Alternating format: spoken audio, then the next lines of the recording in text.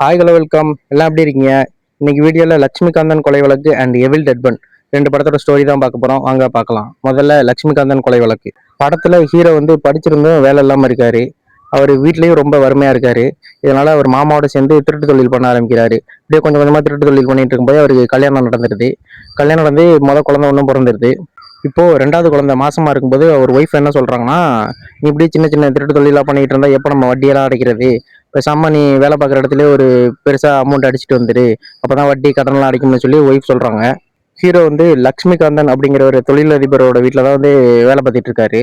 அந்த இடத்துல பாத்தீங்கன்னா திருட்டு தொழில் பண்ணலாம் சொல்லி முடிவு பண்ணி அங்க போய் திருட ஆரம்பிக்கிறாரு. இப்போ அங்க நடக்கிற ஒரு சம்பவத்தினால ஹீரோ வந்து அந்த லக்ஷ்மிகாந்தன் வந்து கொலை பண்ணிடுறாரு. கொலை பண்ணிட்டு அவர் பண்ண தப்ப ஒத்துக்கிட்டு வந்து இங்க போலீஸ் ஸ்டேஷன்ல போய் சரண்டர் ஆயிடுறாரு.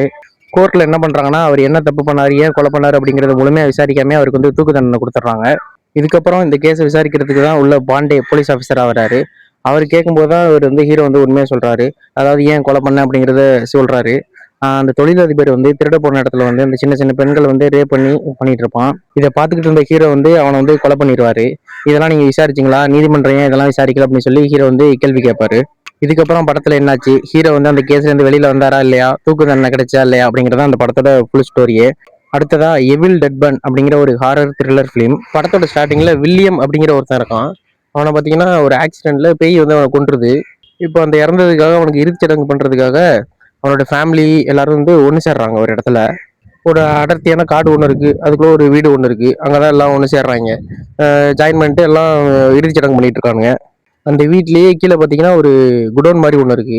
அந்த இடத்துல ஒரு பையன் ஒருத்தன் போய் அந்த பழைய புக்கு பழைய நோட்டு எல்லாத்தையும் திறந்து ஆராய்ச்சி பண்ணிட்டு இருக்கான். அப்படி ஆராய்ச்சி பண்றவன் ஒரு புக்ல இருந்து ஒரு எவில் டெட் அப்படிங்கிற ஒரு பேய் ஒன்றை திறந்து விட்டுறான். இதுக்கப்புறம் தான் படத்தோட கதையே ஆரம்பிக்குது. அதாவது செத்து போனதை நினைச்சு வருத்தப்படுறதை விட அந்த இருக்கிறாங்க பத்தி அந்த ஃபேமிலியில அவங்க நினைச்சுதான் இன்னும் வருத்தப்பட வேண்டியதா இருக்கு. அந்த அளவுக்கு பேய் பாடா படுத்து போட்டு வைங்கள. படம் ஒரு 2 மணி நேரம்னா ஒரு 1 மணி நேரத்துக்கு ஃபுல்லா ரத்தம் தெரிக்கிற சீனா தான் வருமே. ஃபுல்லா பயம் காட்டி மிரட்டி விட்டுருப்பானுங்க. நீ பயப்படாம இருக்கியா, உன்னை எப்படி பயப்பட வச்சு காட்டுறான் பாரு அப்படி சொல்லி சொல்லி அடிச்சு வச்சிருப்பானுங்க படம் ஃபுல்லாவே. பார்க்காதவங்க பாருங்க, சப்ஸ்கிரைப் பண்ணிருங்க. Tata bye bye, see you.